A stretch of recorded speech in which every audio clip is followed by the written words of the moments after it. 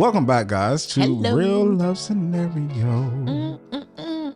Back another week. I hope if you're listening that you reviewed and gave us a 5-star rating. Yes, and that you subscribed and Yes. shared and all those things that we've been asking you to do for free of charge. Yeah, free to you means a lot to us. So please do that if you remember to do that. But we get hot right in. You ready to hot right in? I am. How was your week? My week was good. Okay. It was Labor Day. Do you got any Labor Day plans? We worked together. Yes. But no, my plan was just to relax, hit the pool, chilled out. Okay. Yes, I feel like every single work week should have a 3-day weekend. So when those happen, I'm like, the thing that I want to do the most that I don't get to do on the normal weekends is rest. Yes. So that's what I did. That's the thing about like 2 days off. It sucks because the one day, like I remember when I was working in property management, especially if you're a leasing person, which I mean, I feel like you can only do leasing for like a year and then you like get tired of it. Yes. There are some people who are career leasers and do that, but shout out to y'all. Yeah, shout out to y'all. Y'all, God bless y'all. Yep. That's just not me. But Dre said, I'm out of there. I'm out of the whole game. yes. But in that, what I'm getting to is the scheduling. You always have weekdays off a lot of times because you have to work on the weekends because that's when people come in to view apartments. And the thing that sucks about it is that one of your days is always filled with just errands. Yep. Like, because it's the things that you couldn't do in the weekend because you worked. Exactly. And now it's like, oh my gosh, my entire... It's like, damn, I feel like I worked literally 7 days a week. Exactly. Or at least 6 because I had to fill my day off with errands. Yeah. Only good thing is that I don't know about hair appointments, but like barbershop and stuff, certain things are better in the middle of the week because they're not as busy. So it makes it a little bit easier to like. Yes. So to navigate. I will say your errands are easier to run during the week than the weekend. Yes, they are. Yes, for sure. All right, so you ready to hop into it? I is ready. So this week we have a real love scenario from Courtney G. Courtney G. New listeners, but I love your podcast. Oh, thanks, Courtney. Thank you. Did you rate? Did you write us a review, Courtney? Because if not, here's your chance. Okay, we're doing your scenario. You have contributed to the show by just writing in, so we appreciate it. Okay, so she says, so me and my husband have been married nearly a year, but together for 7 years before we got married. I'm 32, he's 33, and we have one child. Before getting married, there was cheating on his part, and that was a big issue for us. We seemed to work through it and put it in the past. Fast forward to now, he has gotten a new game on his phone, and I have found that he has been communicating inappropriately with various women through the game. I have confronted him and he has apologized, but he still plays the game. I tell him that it makes me uncomfortable, but he won't delete it. It's gotten to a point where I'm thinking about divorce because of the past and now this. And side note, he spends on average 15 hours a day playing this game. Is a divorce too extreme in this situation? Lord Jesus. Divorce? That is heavy. Divorce. Look, where the camera at? Now, we give a lot of relationship advice, obviously. But we are never going to tell you that you should get a divorce, okay? Like, unless you're getting physically abused, like, I don't know. It's just to say divorce. We do not have enough characters in the submission to be able to know all the context about divorce. It's like, okay, not saying it's not bad because we're gonna get into the situation here, but well, first, this is a lot of things that I feel like we need to break down here. I have never heard. I wouldn't say I've never heard, but 15 hours. 15 hours a day. Let's think about, we got I want to curse all types of words. What in the fuck? we got 24 hours in a day, right? Yeah. 7 to 8 sleeping. Yes. What does that get us down to? 16. I mean, I'm sorry, 18. Okay. I think. Am I doing that right? 24 minus 6, 18. If we 15. 18. I was a great math student. 18? I'm struggling. 8 plus 7 is 25. So 18 plus 7 is 25. So we're looking at, this is not a This great is a moment doozy. for This is a doozy. scenario. Okay, so 17. yes. 17 hours up because 7 plus 7 is 4. So So if you sleep 7 hours, yes, you got 17 hours left yes, in the day. yes, And he's taking up 15 of those 17 on the game. yes. Does he have a job? But this, it's not even that it's a game. She said the game is on his phone. What phone game are you playing for 15 hours? Like I Phone swear. game. She said the game is on his phone. And I know there's games like Clash of the Clans. They're like more strategic games and stuff like that. Like Clash of the Clans is like strategic. So it's like there is no end. It's like you build up these things and it's like it takes time for the thing to replenish, and then you take the money and you build another fortress and you invade. So it's like an ongoing thing, but like 15 hours a day. 15 hours a day. On your phone? On your phone. You have a wife, you have a child, and I pray that you have a job that requires some level of attention. Even if you didn't have any of that. It's still ridiculous. It's still a little. I mean, again, unless that's your job, right? Unless you're a gamer. It's true. If you're a gamer and you do not have a family, you don't have a wife and a child, then perhaps you have nothing else to do but game and earn money doing that all day long. But 15 hours on your phone playing a game that you have been having inappropriate conversations with women on, sir, not only are you not going to have the game, I'm going to break this phone into 100 pieces. You talking about a divorce? He might divorce me because are you crazy? Have you lost your damn mind? So like what? That to the normal person is a very odd arrangement and situation. But in this situation, it seems like she may not have had an issue with it prior to finding out that he was talking to women. Finding out that he was talking to women on the app.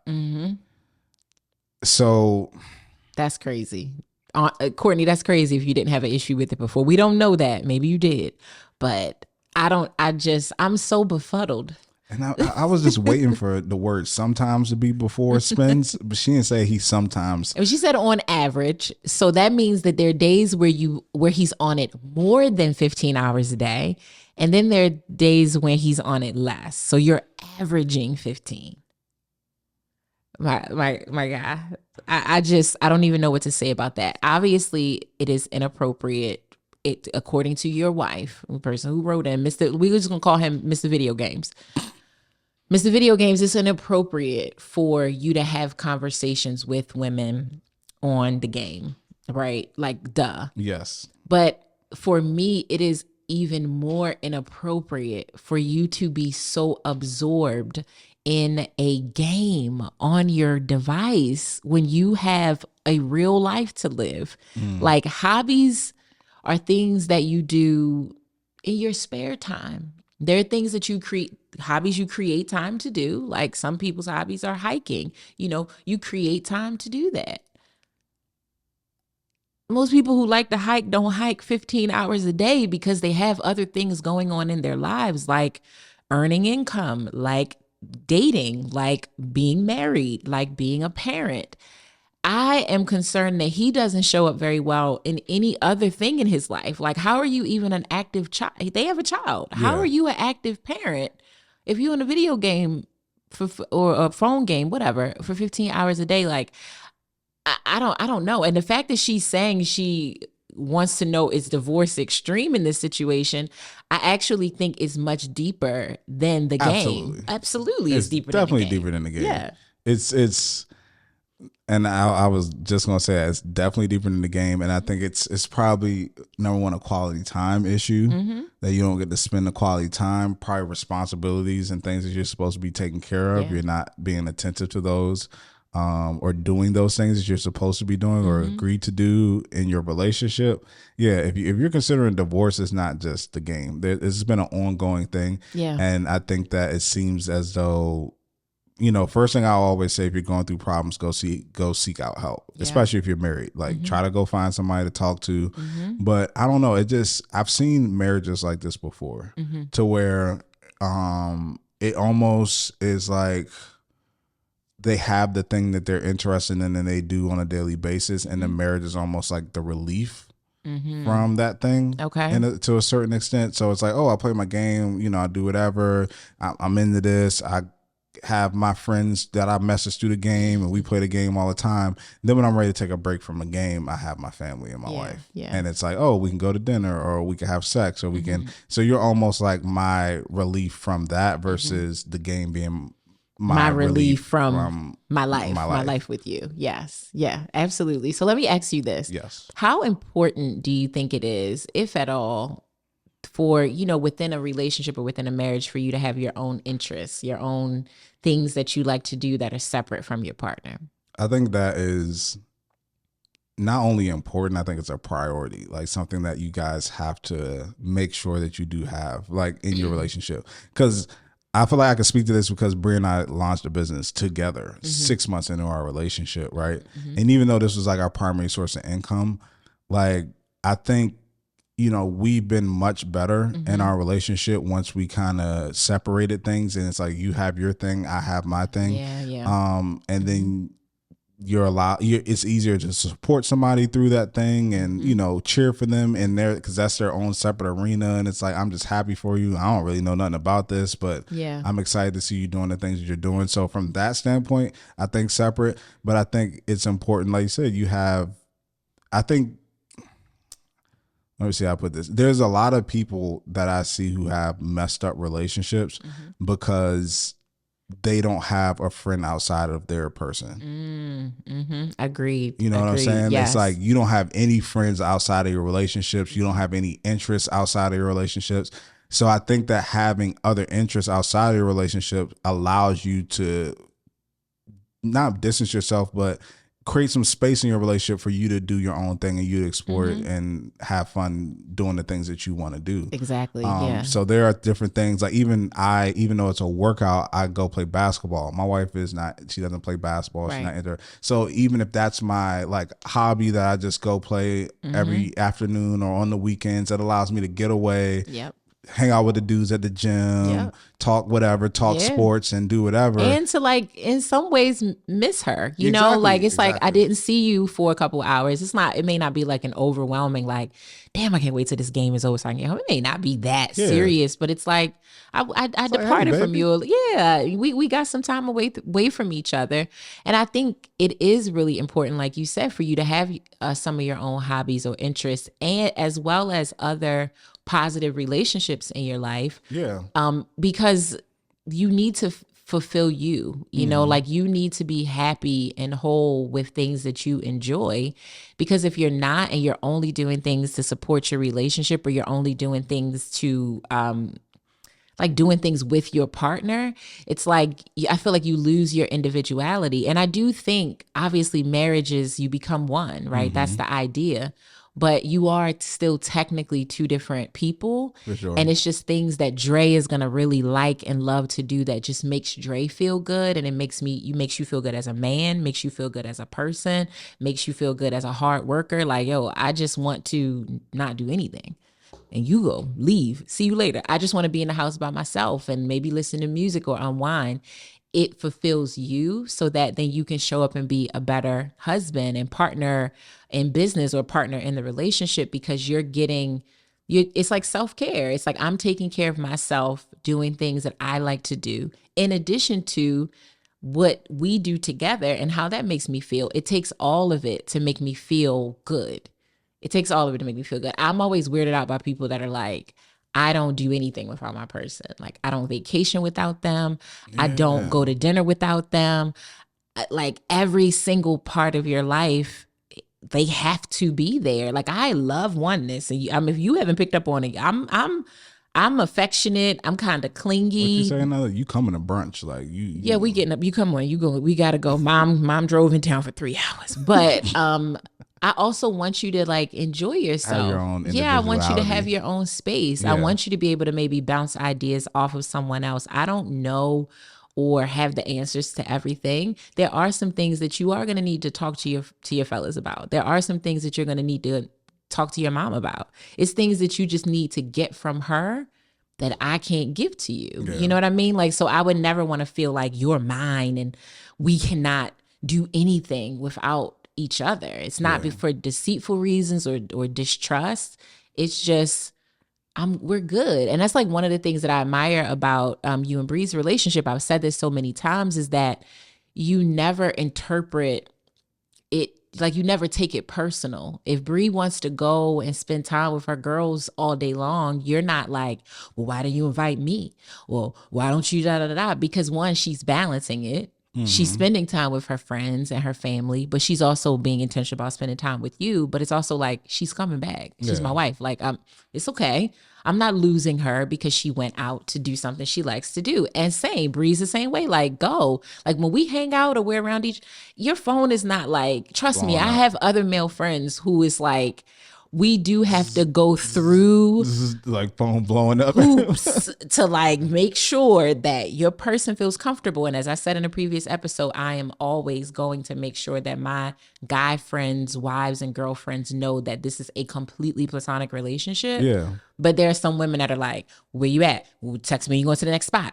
Well, how long are you going to be? Well, FaceTime at 12:30, FaceTime at 1:15. It's like, because there is some weird, I don't trust this situation. And not just like because of the co-ed relationship, but just any of that. I want to feel like, have your fun, baby. I see you when you get back. Yeah, space is so important in a relationship. Mm-hmm. Giving your person the freedom to just, like you said, not do anything crazy, but just be able to have time away from you. And like you said, have time missing you. Mm-hmm. Like that's so important.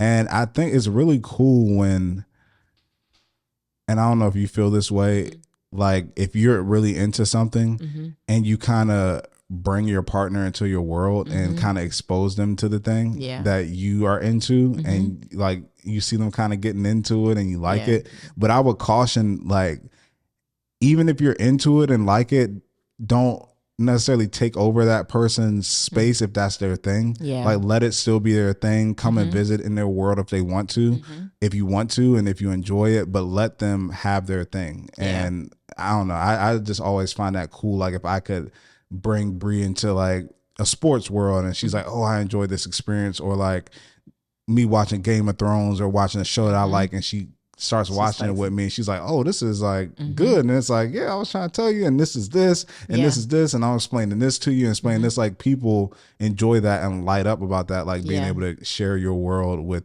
your person. Yeah, for sure. How do you know though when it's too much? When, like in this situation with Courtney, where this is a hobby, this is obviously something that her husband likes to do. He likes to play this game. What would kind of be some red flags to like, this is now you taking it a little too far? Number one is that you're not able to fulfill the obligations and things that you're supposed to be filling. Like there is a job that you have to do, and I don't want to necessarily say a relationship is a job, but it's a partnership. It's a partnership. It's work. And there's certain things and it's work, like you said, and there's certain things that you have to do within this partnership in order for us to keep moving forward and keep growing and doing what we need to do. And if you aren't able to fulfill those things because of this thing that you're doing right here, then the priorities they're off. Yeah. So that's the number one thing, as I say, if you can't fulfill the things that you are supposed to be doing in the partnership. And I think that that's really the foundation anyways of the issue, because then that trickles down into all the rest of the problems, is that your focus and priorities are in the wrong place. I think that that's like the main thing. Yeah. I would say also like when quality time, or what we designate as like our quality time, is being distracted by that thing. And I think things on our phones are really easy to do, like to get distracted by. So like if we are just not, we're just kicking it. We're not necessarily going anywhere, but we have a child, we work a lot. So we decided we're just going to have a movie night at home. If while we're having the movie night, you can't sit the phone down and not touch it, not look at it, not check the game that's on the phone, like that's a problem. Like you are hooked to it. It's almost like an extension of your hand. You can never just really give your undivided attention to something that we agreed to do. Even if it's like, oh, we're having a family day, we're taking our child out. But the entire time that we are out with our kid, every time I look at you, you're over there like doing your game thing. Yeah. Like if every time I am talking to you, spending time with you, you're always doing that thing, you're always pulled away, that's when it's too much. You don't have any boundaries around when you do this hobby. Like you say, you go play basketball. Yeah. You go probably certain days for a certain number of hours. Your person knows them times. They know what days. It know begins and ends. Before they schedule something, they may be like, "Are you still Saturday doing?" Like they know, they understand. Yeah. But that what you said brings me to the point. What she kind of mentioned, but I think it's important to note is cheating. And because the act of having sex with somebody is the most disrespectful form of cheating, people almost make that synonymous with cheating. Yes. That having sex is cheating. And it's like, no, cheating is cheating the relationship.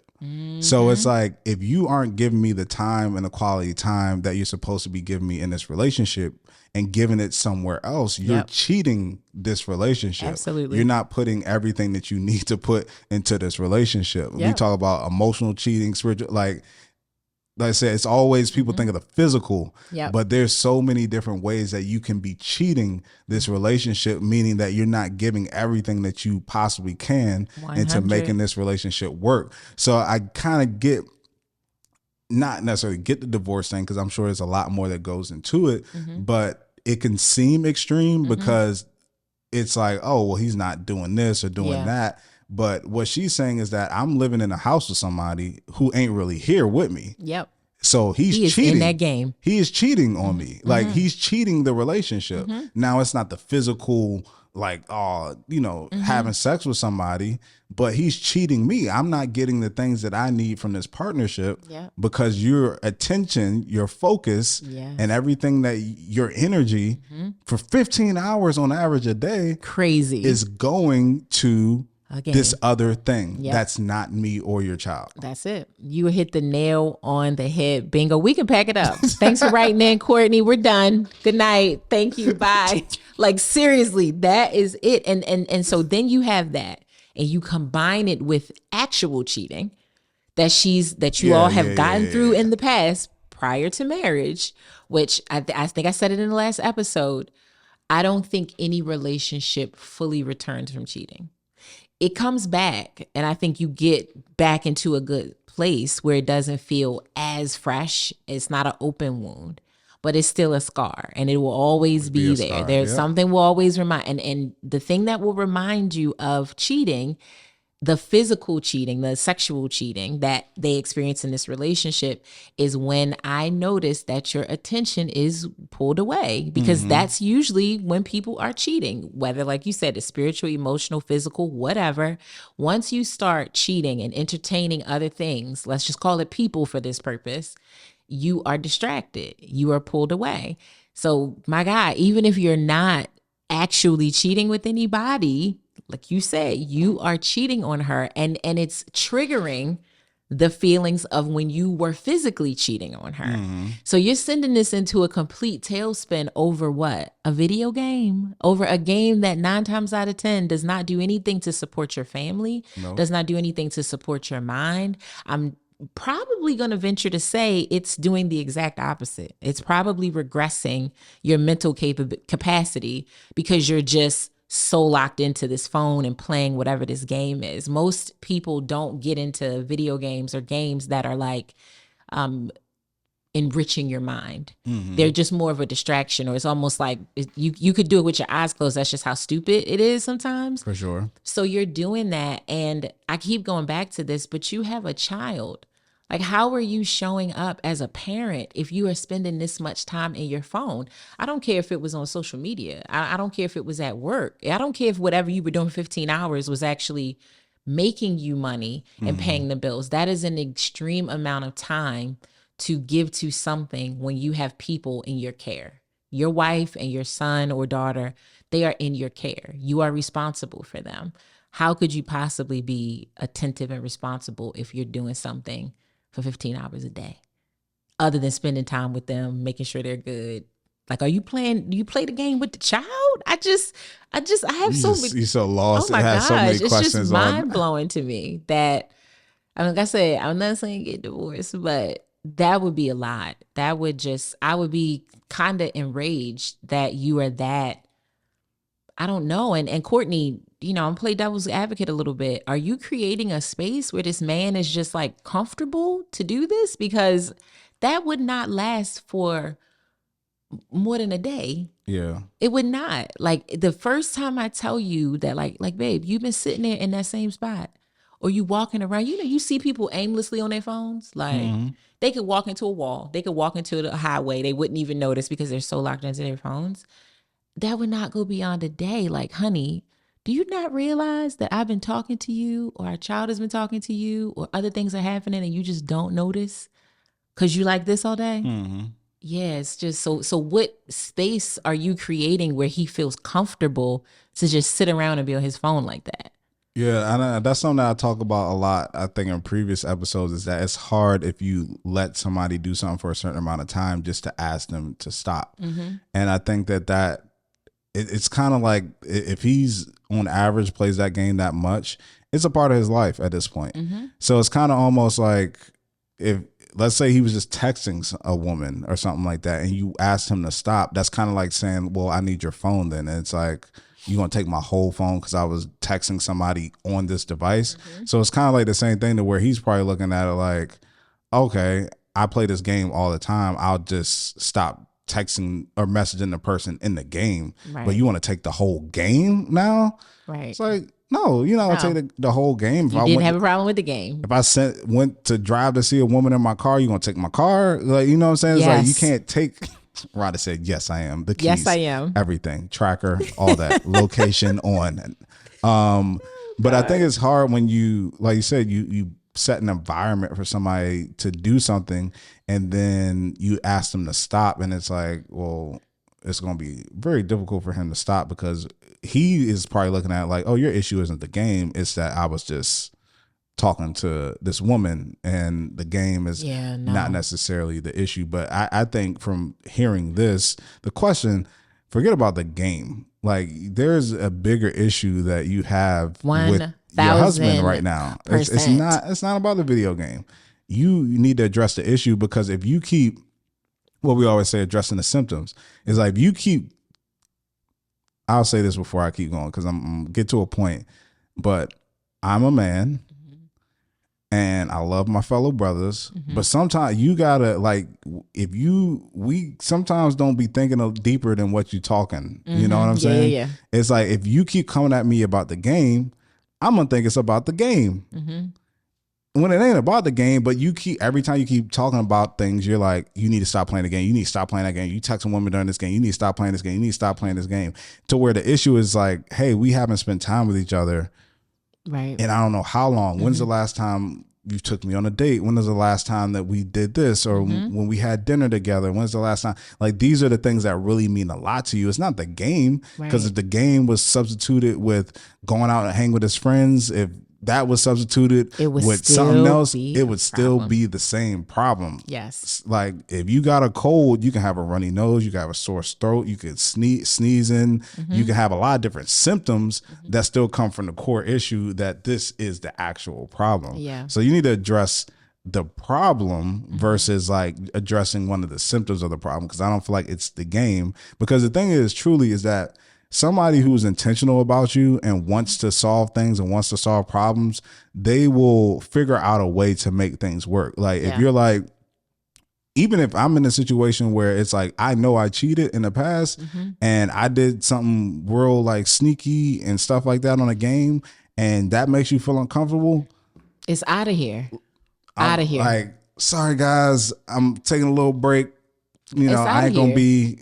I just need to make sure home is good and make sure that we're good. And if this is what you feel like it'll take to make her feel comfortable with the situation, especially knowing I'm in the wrong. Yes. I did something wrong that I wasn't supposed to be doing. Like, what is the big deal? Like, we're talking about a goddamn game. Like, there are people who go through cheating situations, or who they wind up cheating with. Let's say like they cheated with their coworker. That's your place of employment.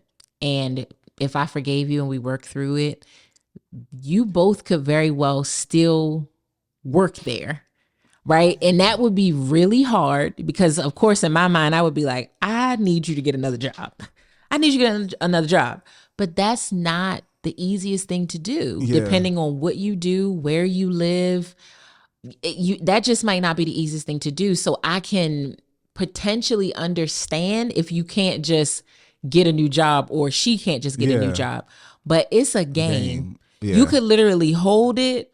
It's going to shake, hit the X.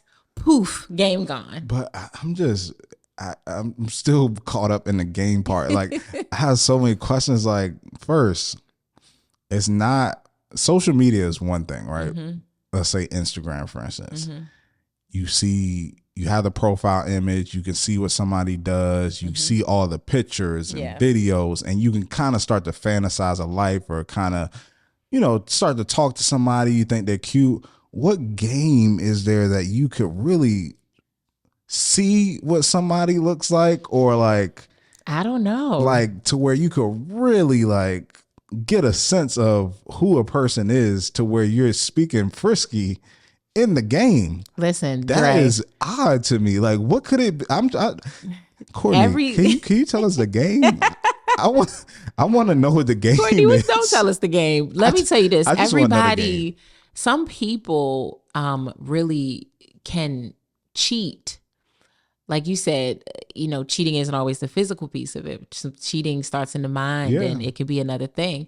So he may not even be able to see these people that he's having this inappropriate conversation with. Shout out Manti. Shout out Manti. Sometimes we have conversations with people that you don't know. You didn't see them. And then maybe it is an avatar, maybe it is a profile picture, and that's enough. And then the conversation takes on the rest. But this could be people that he knows that just play the game too. Very like true. Me and you could get on and play a game. I know who you are. I know what you look like. You somebody that I recognize. But we're just on the game and we play here. So you know how bad it had to get for her not to even. I ain't looking in your text messages. I ain't looking in your DMs. I'm looking in the game. To figure out who you messaging. You know how bad it had to be exactly for it to get to that point. For sure. And my thing is, like people say, where there's smoke, there's fire. How do I know that it's not going beyond this game? Because I'm not with you all the time. So how do I know that when you say I'm working late or I'm running and hanging out with Johnny, and his 2 hours left of his day after he played the game? This is what I'm saying. Like, Courtney, are you exaggerating? Is he really playing the damn game 15 hours a day? Because that's crazy. Like, are the days longer where y'all from? Y'all got 35-hour days in your city or something? Because I would, boy, me and him. Go, if you want to be that childish, go to your mama's house. I don't know what to tell you, but you got to get the hell up out of here doing that. You understand how much stuff I do in 15 hours? Yeah. Unbelievable amount of time to do things. So you just sitting in a corner. I cannot get over the visual of him just holding this damn phone all day. But like, you are, I don't know. So you do this thing and now I don't know what you're doing, right? I see that. And of course I think you're doing more. Yeah. Of course, I think if you're doing it in the game, you might do it in real life. When you are hanging out with Johnny, are you like at the bar meeting girls like, hey, you ever heard of game such and such? You should log on there. We should play sometimes. Like, is this now like a pickup line for you? Or are you seeing women outside of the game? That's what I would feel. Anything that you're spending that much time on, you really like it. But what we talk about the other time, ultimatums, it's like, how important is this game really to you? Can't be. I ain't asking you that question. It's just like it's how important. Like, your actions will tell me if you are not willing to give up this game and jeopardize our relationship. Yeah, because I keep saying, what are we talking about? Yes, this is a game. It's cheating situations that happen where it's like you were cheating with the girl that lives next door to your mom's house. Yeah, I can't stop you from going to your mother's house. I can't make your mom move. So I'm going to have to, if I get through and forgive you, you're going to still do something that triggers that, right? This is the thing. Bro. Like, I'm not about to say, so, I mean, how important is this game to you? Can you just figure out how to play it 2 hours a day? And hell no, the game got to go. It's not the game or me. It's crazy that I would even have to say that to you about a digital experience that does nothing for you other than what? Make you feel good for a little bit. Get out of here, Yeah, it's man. the same. So I got a question for you. Yes, sir. We both agree, and I'm sure the people listening that this is just the game thing. You can is tell that ridiculous. we're just worked up about Yes. this. What are your thoughts on divorce? Like, what are your thoughts on it? Like, just as Oh. yeah, I dropped a heavy one on you. Yeah, just I'm right, like, what are my thoughts on divorce? Let's see. yeah. As a person who's never been married, Okay. but desires marriage, divorce is certainly something that I don't want to have to experience. My parents were never married, Okay. but my parents were together for a long time before I was born.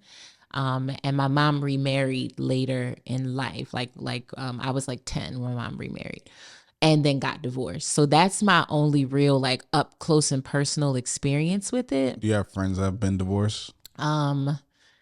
Yes. Okay. Yes, but I wasn't really close to them. Okay. No. So yeah, I'm really trying to think. Did I have anybody super close to me to go? Actually, yes, I did. And both my mom's situation and my other friend's situation, nasty, just Really? not good. Like it was not a healthy uncoupling, which is a term that I've heard people use versus divorce, where like we just came to a crossroad and realized we were better apart than together. I think sometimes that happens and not for detrimental reasons, not because you cheated or dragged him through the mud or you were a horrible husband. It's just that maybe sometimes after being married for X amount of time, you realize it's not going to work. I think that's okay. It happens. But it's definitely not something that I want to have to experience.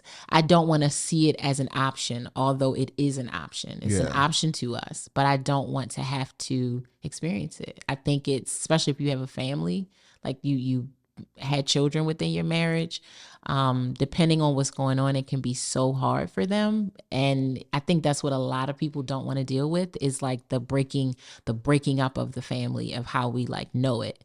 But I kind of see breakups in long-term relationships the same as divorce, except obviously the legality behind it. There's just a lot more hoops you have to get through to get divorced. And the embarrassment.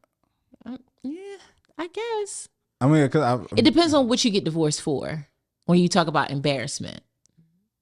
Yeah, I mean, yes, but it's just, I mean, I feel like regardless, once you get married, if you get divorced versus a long-term relationship, it's just more embarrassing because you invited people, you had this big if you had a It feels like a wedding, failure. you had a big celebration, you had people maybe come from out of town, you had people dress up, people saying speeches, people giving you gifts, and almost even if the person did something wrong and you're justified for getting a divorce, you still kind of almost feel like a failure for choosing that or falling for it, or like how did I let this happen? It just is a public failure, I guess. To a certain extent, and that I feel like that hinders some people from making a decision. And I think that's why it's like, to answer the question is kind of difficult, because I do think that there are people that just should not stay married. Like when you think about their relationship, if you know them intimately, they really shouldn't be together. Not that they shouldn't have been together, because when they chose that, maybe that was the right thing for them. But you might really, like I said, come to a point where this is just better for us. It's a better decision for us as individuals, and because we're not creating the life that we thought we were going to have. So you think that that's a real thing, that people just, you're in the marriage, things were good at one point, you grow apart, you realize this isn't the thing that you ultimately thought it should have been or would have been, so now we're going apart, versus do you think that people didn't evaluate properly or take all things in consideration before actually making that decision? I think both happens, but I think most divorces are a result of you not paying more attention before you got married. But I definitely think that there's some where it just does not work anymore. It does not work anymore. It was great for the first 10 years, or it was great for the first 20 years, but now that we're not whatever anymore, maybe we work in 2 different careers now, maybe our kids are grown now, And so that was so much of the core of our marriage originally. We bonded over how much we wanted to be parents. We bonded over this need for family. And then once you become an empty nester, yeah, maybe it's like, well, now we won't have that we don't have that connection anymore. I don't think every divorce is a result of you should have never got married in the first place. Yeah. No, I think because people change and life evolves. And listen, a lot of times there's some driving force for divorce. There is usually something that got you there, but no matter what it was, I think it's intelligent and admirable if you can get to a place where you say, like, literally, I cannot be the husband you want me to be. I cannot be the wife that you want me to be, or that I even want to be. Like, I want to be a better husband. I can't do that in this marriage. And I respect that, like, it's till death do us part. I really, really do. But who wants to live a miserable life just to die with the person that you took vows with if you both really feel like enough is enough? Like, we cannot do this anymore. Like, my ex, who I was with for 4.5 years, he was married for 20 years or almost 20 years.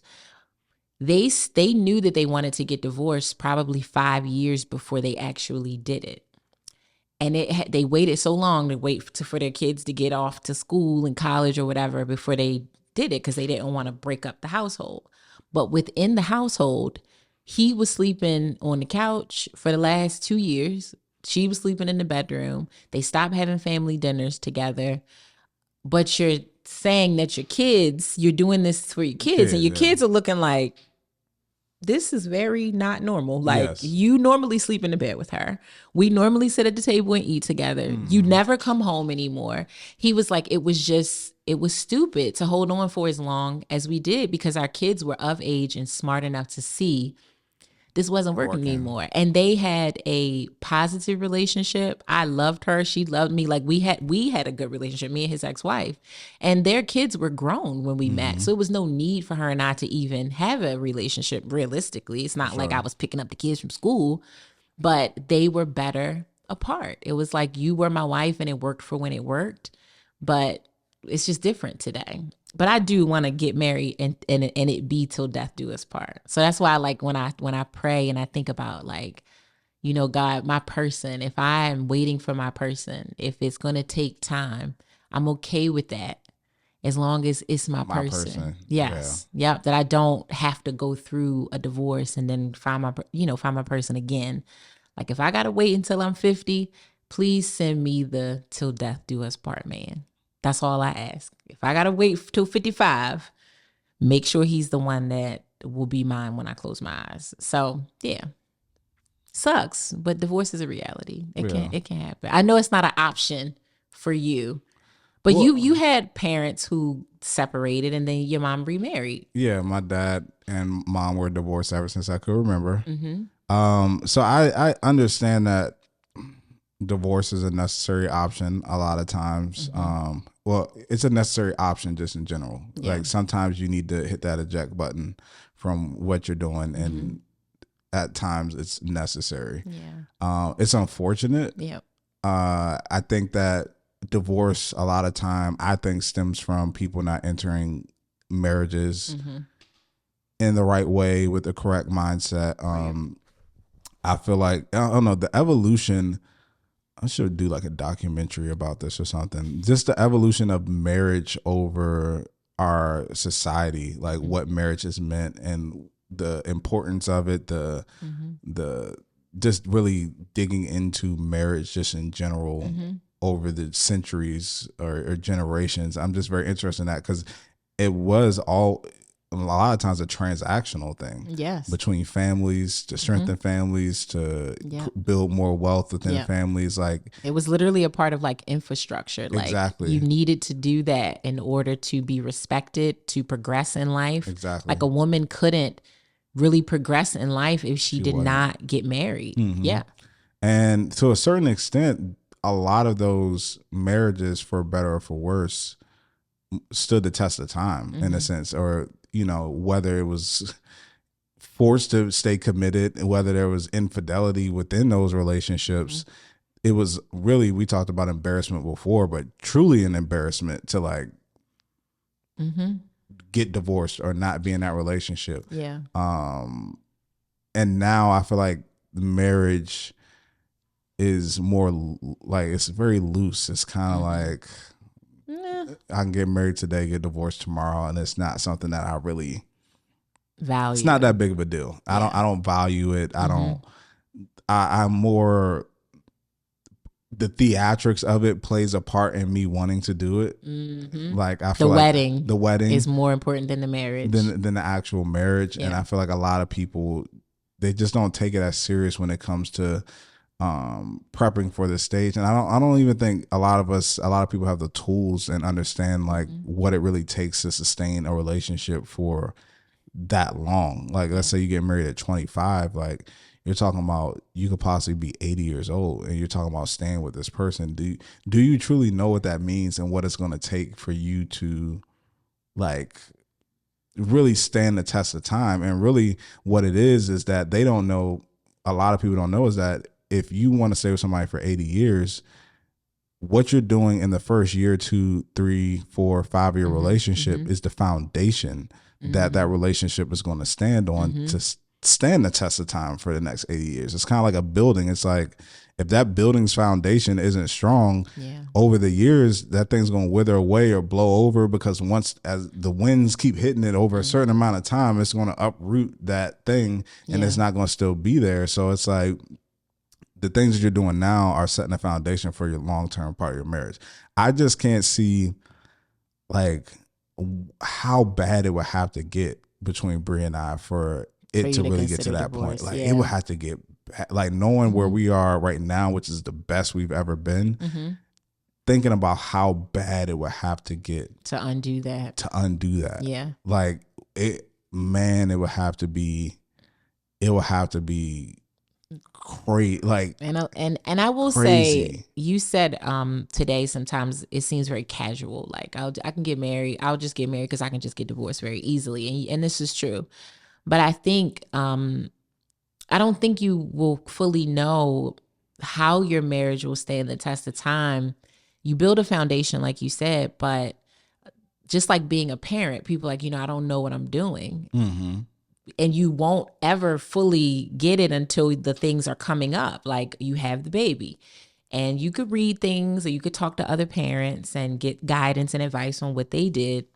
But you're literally learning on the job damn near every single day. And if you then have another child, you got a little bit of a blueprint for what you did with this first one. But even that has to be customized and tweaked. And so I think marriage is like the same way. It's like what this marriage looks like in the first year or two is probably not what it's going to look like in year 41 and year 42.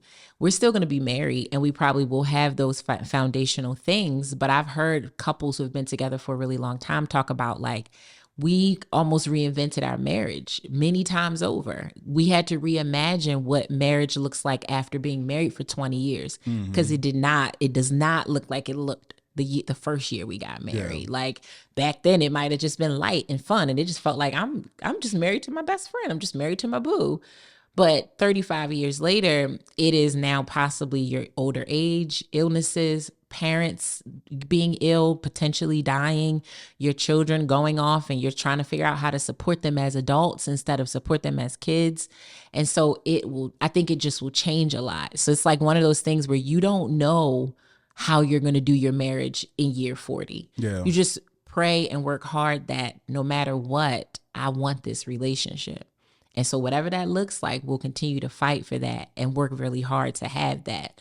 But I agree with you. I mean, I want marriage because I do want to feel like I have a life partner that I'm like doing this thing with. I'm doing life with you, whatever that looks like. Kids, no kids, vacation, family, whatever. But I want to feel like I can look over my shoulder, look next to me, and I got like my person that is going to fight for this and wants a life with me too. So yeah, I think that what you said is the most important thing is it's not, you don't know what's going to come. So it's impossible to plan for it, but it's really you making a commitment to say, like I've always said, like this is the only option to a certain extent is like, I'm going to keep you first and what I'm thinking. You're going to keep me first, and we're always going to be thinking about each other and how we can grow, how we can communicate, how we can, make this thing last a test of time. I think a lot of times with divorce and people get divorced, one of those people dropped out of the agreement. You know what I'm saying? They're not willing to do any more or put forth more effort or to cut off something or to do something to make the relationship work. They kind of have now checked out of like wanting to be a part of the partnership and do their part and try to make it move forward. So then, even if the other person doesn't want to get divorced, you can't be in a relationship by yourself, and that can get exhausting, tiring, and you have to make the decision. So that's why I say it's a necessary option. Yeah. But I have people that I know that have been divorced and they had no business getting married in the first place. In the first place, yes. No business getting married in the first place. Same. The second situation, not my mom's. Well, then again, my mom's too. When my mom got married, she had no business marrying that man. She did not. And that's from her mouth. Yeah. Not from, I was too young to, really understand. But yes, like it was a problem pre-marriage. It was a problem before you got engaged. And that's the like fear of like taking someone or working through a problem before you're married to them. And you're thinking you got through it, but then you move forward with marriage. And then it's like, well, now I'm really locked into this thing. Does this fall under the category of for better or for worse? Because this thing kind of happened prior to us taking that. Yeah. And now it's back again. So yeah, my mom went through a lot of stuff with her ex before they got married, and then still married him. And the marriage did not last, I don't even think, 2 whole years. Yeah. And I want to say this to people listening, that I think marriage is a sacred thing. And it's not something that you should take lightly. So don't get married if you don't feel like you are ready for marriage, or don't let other people force you into thinking that's the next step after you've been with somebody for a year or 2 years, or in order to live with somebody, you have to marry them, or if you have a baby with somebody, then now you have to marry them. It's like, I see so many people get pressured into marriages with people, and I'm like for instance, the whole baby thing. I never grew up Christian all my life. I'm a Christian, believe in God. Never got the whole you once have you a baby pregnant, with somebody. You gotta get married. Sin already committed. It's done. That don't reverse it. You did it already. You know what the church say? Shacking up is a sin. But you did it. The baby, you're pregnant now. The sin happened. It's done. The sin happened. Being married isn't going to erase that. Right. Visually, it makes you feel better to say like, oh, that's my husband. That's my husband. Yeah. I told one of my friends, I was like, God didn't call you to divorce. So I don't think you should marry somebody that you shouldn't marry just because you had a baby with him. Because God didn't call you to get divorced. He didn't want you to get. So it's like, I don't. Yeah. Don't let people force you into getting married to somebody you don't want to, or making you speed up a timeline, or like people, external forces always, y'all are so great together. Y'all should do this. What's taking y'all so long? There's this age. There's some things that just aren't sitting right with you that you're like, I don't know. And then also have these discussions openly with your partner, because I don't know, honestly, I don't know any healthy relationships or marriages to where the engagement was a total surprise. You know what I mean? Like, we actively had conversations about, like, not saying that it wasn't a surprise that like you, like this time or this place or how you did it or anything like that. But the fact that you actually proposed, that it was just, I wasn't expecting this. Yeah. It's like, because you guys should be having conversations. Like, you should let somebody know, like, in order for us to get married, this is where I need to be.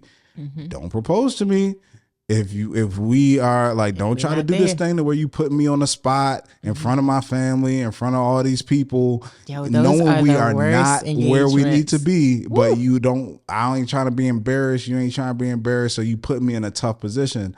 Like, don't do that. Don't put me in that position. Like, this is where I feel like we need to get in order for us to be at a certain point. I told Bree that Bree and I had that discussion. It's a lot easier for me as a man because I kind of make that decision of when I actually get on that knee and propose and get a ring. But I feel like women too, y'all need to make sure y'all have that discussion with the dudes that y'all dealing with, because I've seen situations where men will just propose and the situation ain't right, but it's that pressure. He invited your family, he did all this, and it's like you just sitting there in front of you, just like, yes, okay, yep, sure, yep, yes, okay, all right. Yeah, yep. I have seen that, and it's like some people, you can't even play it off. Like it's so obvious that you just said awkward, yes for the moment. And even worse, maybe this better where they're like, I can't. Yeah. Like, nope, I can't do it. I can't do it. It's like Jay-Z has this line in a song, I think it's on 444, which was like his album, the Beyonce album, just like Lemonade was the Jay-Z album. And the people take this with a grain of salt, but he said, I don't care if my house is on fire, I'm not leaving. And the metaphor essentially is that no matter what's happening here, this is my marriage and I'm going to stay here with it. Even when everything is seemingly wrong. Yes. When this house is burning down, I'm not leaving it without you. I'm not walking away from this without you because I want it that bad. If that's not how you see your partner while they are your boyfriend or your girlfriend, perhaps, just perhaps, you're not really ready for that, because that is really what marriage means. And again, setting aside abuse. Take that out of the equation. For those types of situations, there are certain things that come on now, no brainer. And I hate when people pose that. Well, what if this is happening? Daggone well, that I don't mean if you get kicked down the steps, stay in your marriage. That's not what we mean. Stop being ridiculous. But it means if I lose a limb, you're here. If we don't get along for a couple weeks, I'm here. If I want the kids to go to private school, you want them to go to public school, I'm here. We will figure all of these things out that we don't see eye to eye on, that are going to break us, that are going to cause emotional strife or strain. I'm not leaving this house until we get through it. And I'm in it. If you don't see that with your partner before they're your husband, wife, they should not even become your husband or wife. If you feel like there are conditions here, I'm only into this then nine times out of 10, that's not it, because that is really what the vows say. They say for better or worse, meaning you will experience things in this marriage that you do not like, and you have to figure out how to work through them. Exactly. And not just be like, well, I'm out. See you. Bye. No, that's not. So I don't, just like marriage is a really important decision that you should not enter into lightly, divorcing is also a very heavy decision that you should not enter into lightly, which is why, Courtney, we can't tell you, yes, you should consider divorce. You will have to figure that out on your own. And the fact that you wrote in and you wrote it, you put it in words, that's something you're considering, is very telling. And I think, to Dre's point, the married one out of the two of us, he's suggesting counseling and figuring it out. If that is really the option, then cool. But y'all will have to figure that out within your own marriage. For sure. We don't want you being like, well, Real Love Scenario host said that I should divorce you. I should divorce you, so I'm divorcing you. We don't want that. I just think as we round it out, is that you can't go through the process of solving a situation on your own. So I think that's when, and maybe that's where she's at, and that's why she's saying is that she is identifying a problem and even taking that first step. He's not even willing to, because I've done things in my marriage or in my relationship with Bree to make her feel more comfortable with something that I didn't necessarily feel like we needed or that I had to do. Yeah. But I did it to make her feel comfortable with whatever was going on, so that she could have a peace of mind. Yes. And so that she could move forward from something and be like, okay, I'm good. Same. Because if you're jacked up about something, it's going to jack up the whole relationship. It's going to jack up everything. And a lot of times you look and say, what is this actually costing me, this thing that they're asking me to do? Like, is it really a big Is it worth the tussle? Yeah. Is it worth the tussle? We can do this thing. If this, to a sense, shuts you up, like, okay, hey, cool, no problem, no problem, baby. That's fine. Yep, we can do that. We can go here. I won't do that anymore. I won't say that anymore. perfectly fine. Fine. Right. Easy enough. But if somebody's not even willing to do that, then I think that is a red flag, and I can understand how that could be frustrating to a certain point. You're like, what do I do? Yeah. You know. Absolutely. But yeah. Do you have bad advice that works? Oh man. For Miss Courtney? Goodness gracious. And Mr. Video Game? Mr. Courtney G. I mean, she can create a profile on the game. Mm-hmm. If you want to spend time with him, you know. Not if you want to spend time with the man that live in your own damn house. You got to get on the game. Create little Courtney G Jr. A profile too, and then y'all just have family time on the game. Interesting. That's one way to. Mm-hmm. What they say? What's the old cliche? If you can't beat them, what do? Join them. You join them. Listen, my bad advice is partly Dre's advice, except for the second half of it. So I agree. You should create the profile and get on the game, but not as Courtney. You know, Manti the situation. Okay. Oh. Put up a picture random of some woman that you think your husband might be attracted to. Find him on that game. Flirt with him. See what he does. Does he shut it down? Does he engage in it? If he does not, but he told you he stopped. I mean, if he does engage with your fake profile of this woman and is flirty and all the things he said he wasn't doing anymore, well, now you know. And maybe that is more of a reason for, I'm going to need to get on up out of this relationship because, you still cheating. Yeah, there's a lot of things you can do. Delete the game. Delete the profile. So all the history, everything he did. I don't think that's bad advice. I think that is good advice that works. It might tear up your marriage with his addiction to this game, but baby, delete it. Delete the game, undo all the stuff that he has saved, like delete the whole profile. He got to start from zero. It's just this. Delete the game, break the phone. It's bad advice. It's not going to work, but it's just going to make things worse. But yeah, give him a razor. Get him a little sidekick. Let's see what you're doing with that. All you playing is Tetris, nigga. Miss Pac-Man, pinball. That's all you got. Anything that go up, left, up, down, that's side, it. side. That's all you got, King. That is it. Well, listen, or Courtney, you can. You getting a lot of bad advice that might work. This is horrible advice. What, Dre? But send the kid in there, Daddy. Why are you always on the phone? Oh my goodness, Dre, we never get to spend time. Dre said use the kid as the setup. Let me come here. I'm gonna put a little water. Cut some onions up real. Put some water in the baby face. Send the baby in there crying. You standing outside the room like, really? Cry hard, cry harder. Around the corner here, and I'm like, yes, that's what I'm talking about right there. That is you're right. That is horrible advice. Horrible. But if he don't respond to that, maybe you might need, if he don't care about that. Yeah, I don't think he cares about it, honestly, already. So with that being said, Courtney, we appreciate you writing in. We hope we were able to help you. Honestly, I really hope that your husband sees the light. I do too. Yes, and it's a marriage, sir. I'm gonna need you to participate in it. But if you want to write into us, please visit our website, relationshiprestored.com. Click contact. You can write into the show. Also follow us online at Relationship Restored, and I'm at Ronnie Cates. That is Dre Smith. Come here next week. Yes, please. Yes. Come back. Write us a review, subscribe, share. We appreciate all the love and support. See y'all later. Bye.